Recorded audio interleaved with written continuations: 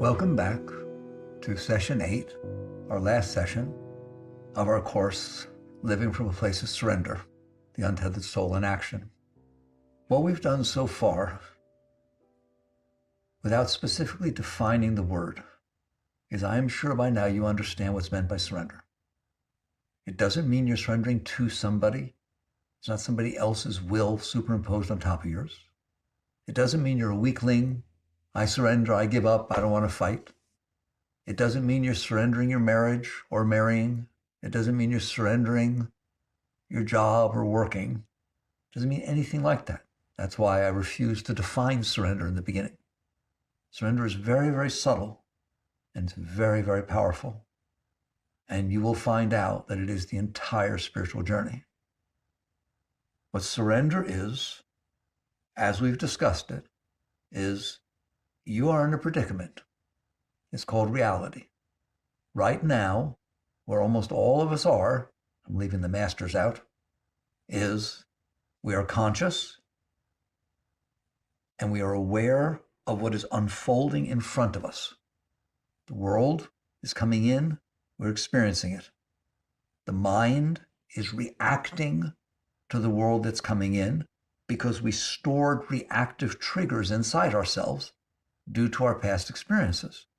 The heart is reacting to the reaction of the mind, or we have stored so much within our heart that it's leaking. It just comes up with stuff all by itself. It doesn't need the outside world to come in and stimulate. This is reality. This is what's going on.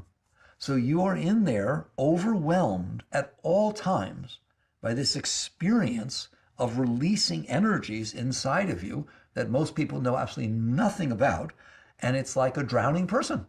I'm drowning. Well, while I'm drowning, I'm not very nice. While I'm drowning, I scream a little bit. While I'm drowning, I yell at people, help me, help me. I do all kinds of things while I'm drowning. If somebody swims to help me, I'll grab them. They may drown too. I'm not in charge of my actions. I'm not a rational human being. I'm not centered. I'm not clear. I'm drowning. And we are drowning inside. So what do you do when you're drowning? You try to grab something solid. That's what you do. You try to grab a floating board passing by. You try to grab anything you can in order to not sink. That is how almost everybody is living their lives. What are we grabbing? You're trying to grab on to form outside. If people will respect me and talk nicely to me, I won't be as caustic in here. If she'll love me instead of loving him and pay attention to me and say nice things to me and marry me, not to mention marry me, like take vows and tell me she'll always be true to me. And so that's pretty solid, right? Excuse me.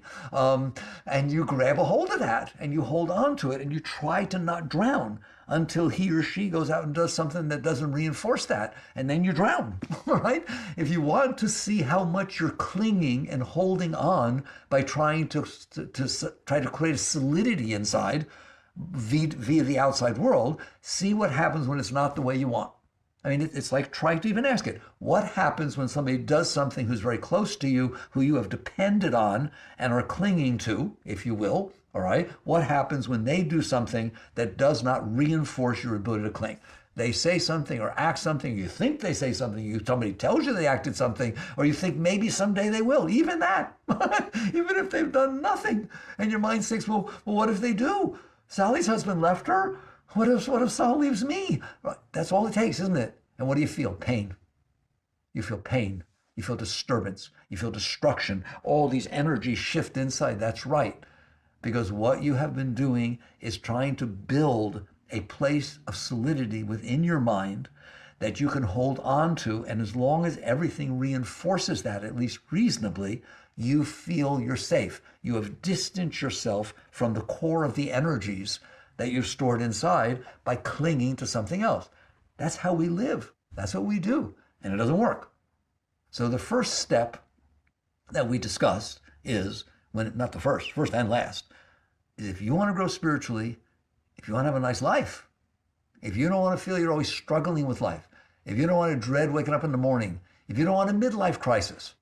What's a midlife crisis? I've been building and doing and clinging and fighting and doing half my life because I want to be okay and I'm not.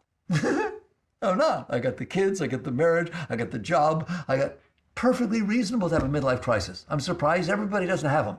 You understand that? Because you've gone halfway through this thing and you realize I didn't get anything.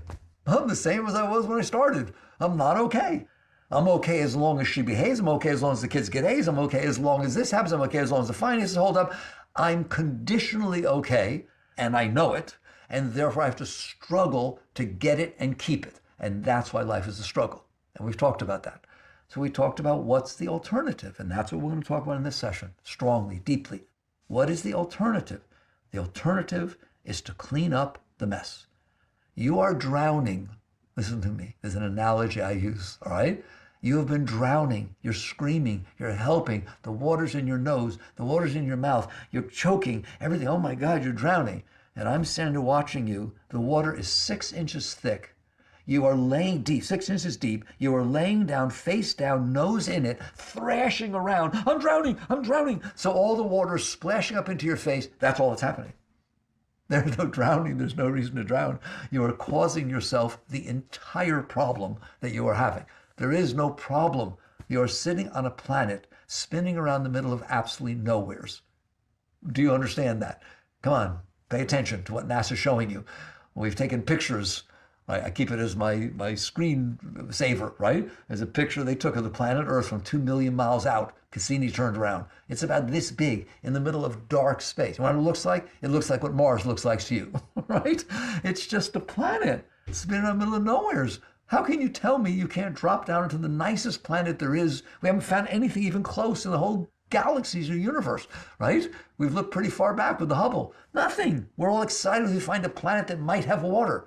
Water falls out of the sky for you. It's all over the place. You go to Mars, there's rovers crawling over Mars. Let's see how long you can watch them and be interested. There's nothing going on. It's just a bunch of dirt. Look at your planet. So you won the lottery. You dropped down into this phenomenal planet that's always exciting and challenging and growthful and colorful and shapes and sounds and unbelievable. And what do? You suffer. Why? It's not the planet. It's not that. It's the fact that you have this stuff stored inside of you. That's how I put it. Different people have hobbies of collecting different things. Some collect spoons from all over the world, teacups, stamps, coins. You collect bad experiences. And that's the truth. That's what you made your hobby. I'm going to collect every bad experience I ever had and keep it inside of me on display so that it can continue bothering me. All right? That's the only problem. That's the problem. If you keep doing that, you're going to collect more and more experiences throughout your life, and it will get heavier and heavier and harder and harder. So the answer is the willingness to let go of this stuff that you have built up inside of you. Then you will not be drowning. It's not a matter of what do I do because I'm drowning. You won't be drowning. I've explained to you, there's an energy flow that flows up inside of you. Most of you don't know too much about it yet. Some of you do. You've had experiences. If you will practice what we're talking about, every single one of you, this energy flow will become a totally natural thing to you, just like your breath or your heartbeat. It's something you actually experience. It's real. The energy flows up. It can't make it past your blockages. Therefore, it manifests exactly in accordance to the blockages it hits. And that's what you now experience as your normal state, right? It's not a normal state. It's the state that comes because these are the blockages you stored.